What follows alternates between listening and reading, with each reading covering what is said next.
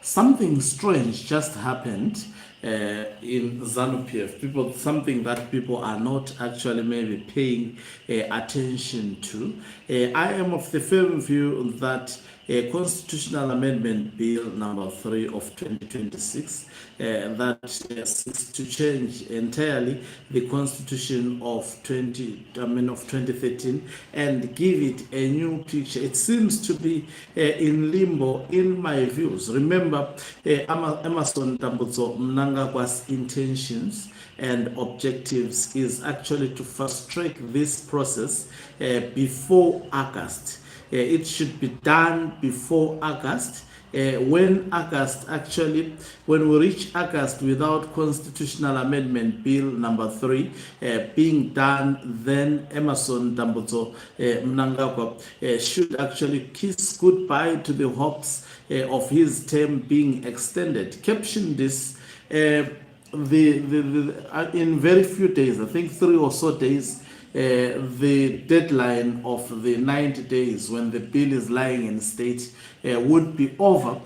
But caption this also, as much as the deadline would be over, the Parliament of Zimbabwe has decided to adjourn for 2 weeks, which means even if the deadline is actually reached, ZANU-PF will have to wait for 2 more weeks for the processes of Parliament to start. Now we know that ZANU-PF intended to fast track this process as soon as possible. That's why when the year began, almost first week of the year, they approved, the cabinet of Mnangagwa, of which was chaired by Mnangagwa, approved this bill to actually be process to be initiated, and they indicated that it should be done as fast as possible, because the deadline, if it surpasses August, then this bill would be deemed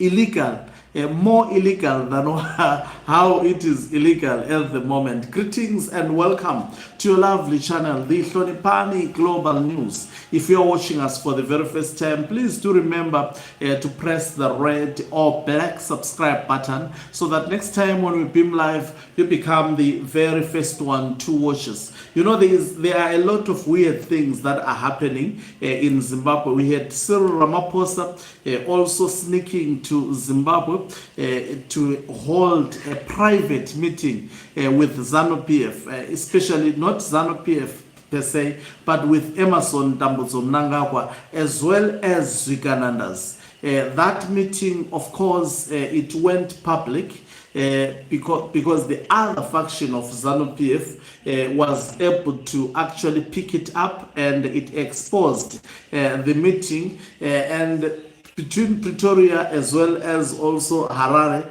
there were different statements that were issued. Harare maintained it was a private meeting, and then Pretoria said it was a working visit. I am of the firm view that Cyril Ramaphosa coming to Zimbabwe, he was coming to warn Emerson Mnangagwa. Remember, Ramaphosa may not necessarily be having relations with Mnangagwa alone, but ANC is having relations with ZANU-PF. They understood, and remember, South Africa is a party with its own intelligence system. It is able to pick up in any African country if there is political commotion. And remember, the individuals such as Ramaphosa and numerous comrades within the African National Congress, they have invested in Zimbabwe. They have economic interest in Zimbabwe, and as such, if Zimbabwe, I know other people were giving the reason of course, more spillage of the conflict of Zimbabwe to South Africa. I think that is not what ANC is worried about. The most worry is its investments in Zimbabwe, and they may have picked up that the military is not happy about Constitutional Amendment Bill number 3. they wanted to actually negotiate, especially Ramaphosa went there secretly to try and hold a meeting with Emmerson Mnangagwa and share what he knows about constitutional amendment bill number 3 of 2026, risk of Emmerson Mnangagwa being ousted. And most probably they have picked it up that Mnangagwa is stubborn. He wants also to stay in power.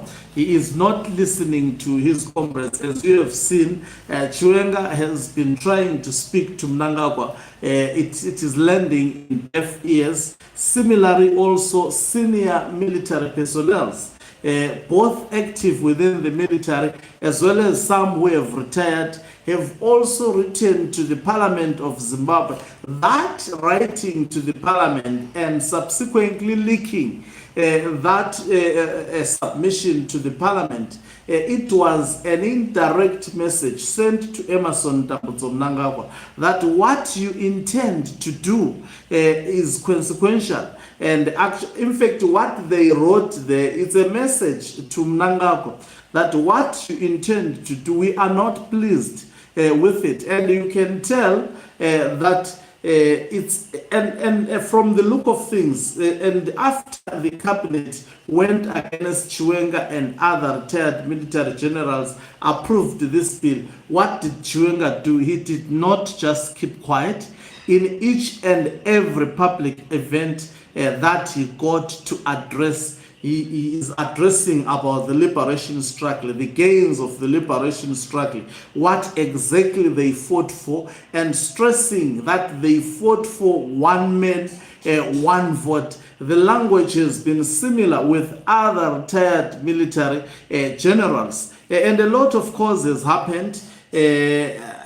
Attempts to assassinate as well as also to implicate retired General Chiwenga, Opet Mpofu, as well as also the wife of retired General Chiwenga, with the intention to get them arrested by the system. But their plan, the plan of Emmerson Mnangagwa, thwarted, as well planned and as well actually calculated.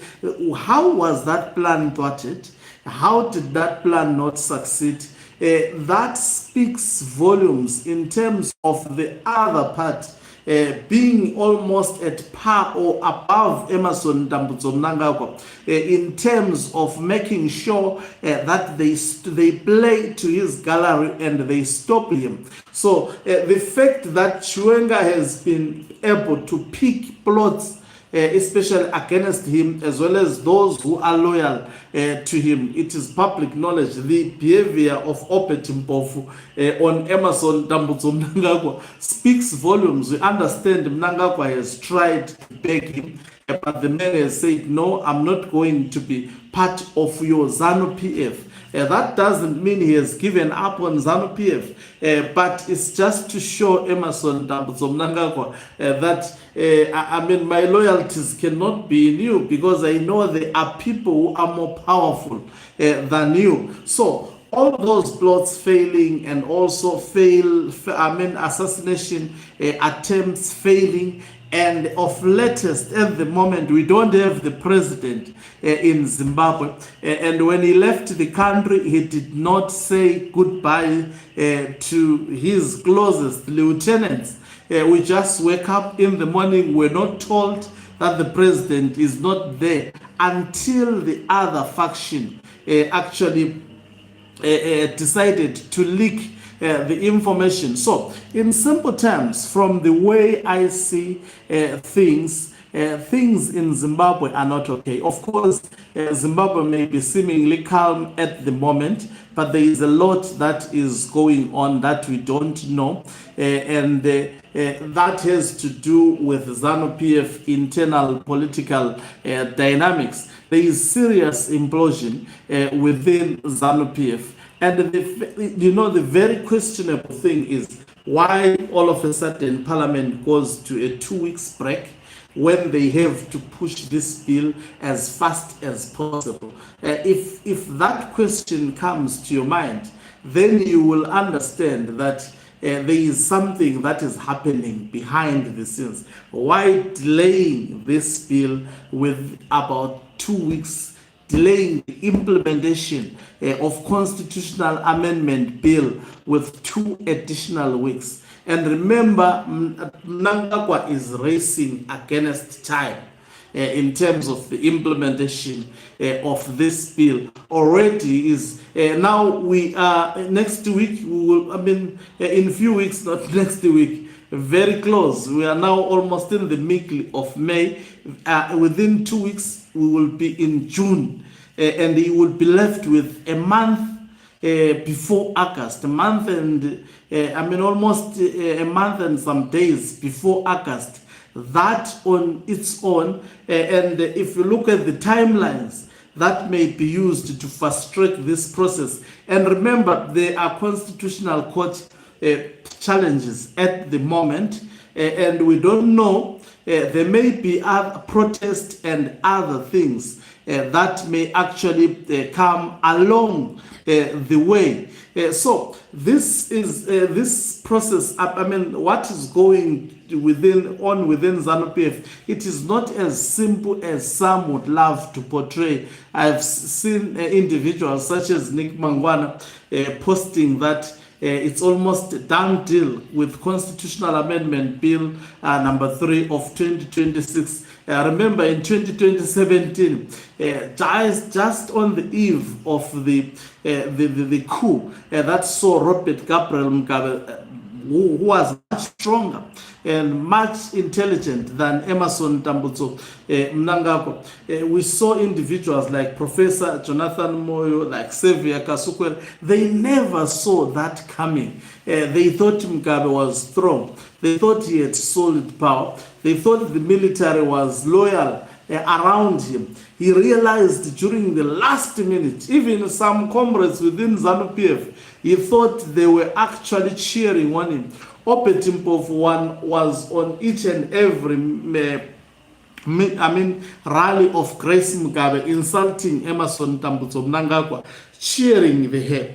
And also the likes of Opam Chinguri, they were in each and every rally of actually Grace Mugabe, insulting and lambasting Emerson Mnangagwa. But these people, little did we know that they were not actually in agreement with the faction of Robert Gabriel Mugabe and Grace Mugabe during that time.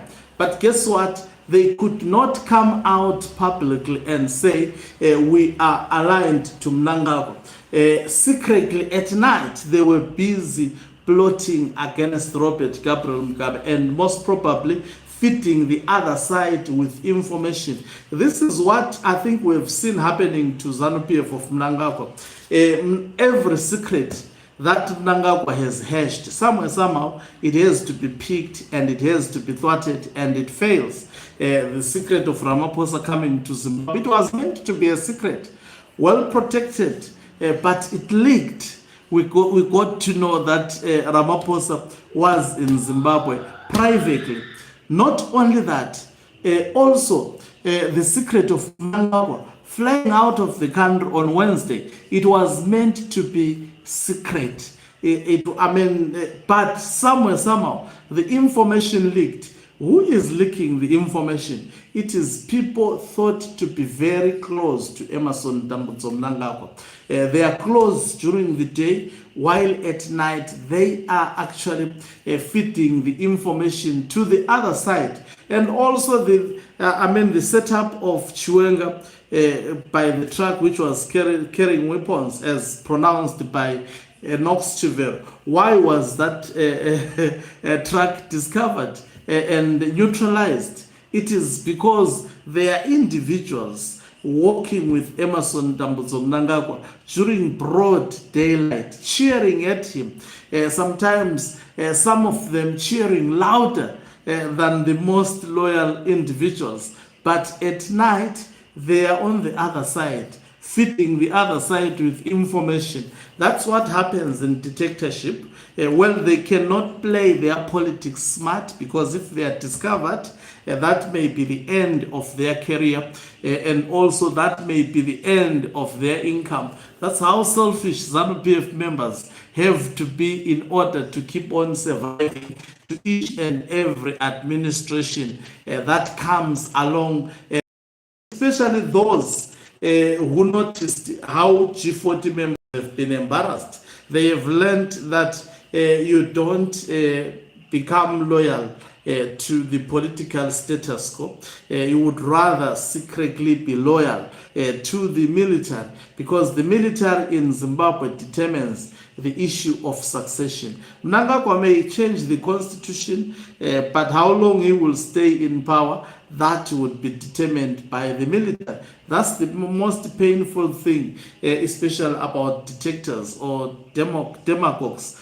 They survive as long as the military is loyal to them. Once that loyalty is taken away, it is over with them. So it's very suspicious, especially the postponement of the bill to be processed through Parliament. 2 weeks, that's a lot of time that has been lost by the Parliament of Zimbabwe, and something definitely bigger than we can anticipate behind the scenes is definitely happening. Thank you very much for watching us. If you're watching us for the very first time, please do remember to press the red or black subscribe button, so that next time when we beam live, you become the very first one to watch us. You can financially support this channel by pressing the join button and be part of our members who are the heartbeat of this channel. You can equally do so by pressing the thanks button and send us stars. Okanqubu Mhlamane is signing off. Let me love and leave you. Let's meet on the other side of the live broadcast as I keep